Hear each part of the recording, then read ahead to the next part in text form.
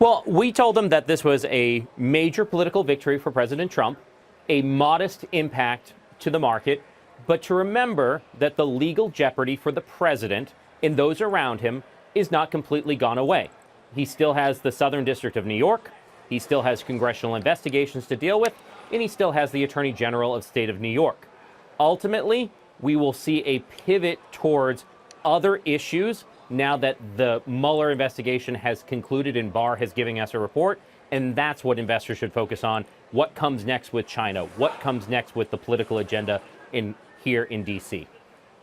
But what rough percentage, Edward, of the legal pressure on the president has evaporated, given that Mr. Mueller had full subpoena powers, he got a number of Trump allies to talk to him, and still did not find sufficient information to bring any charges?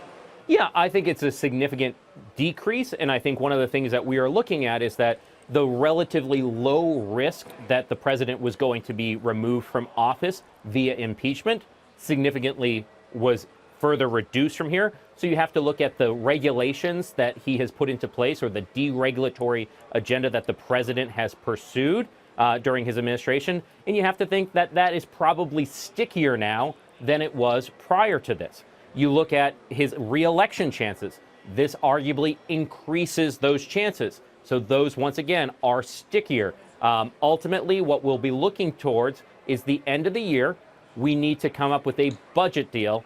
And does the lack of kind of a full, robust congressional attention on this give time for lawmakers to get more of a domestic agenda done? And does that give us things that is further fiscal stimulus, further infrastructure spending, some sort of bipartisanship that comes out so that Democrats don't just be seen as only investigating the president after they won control?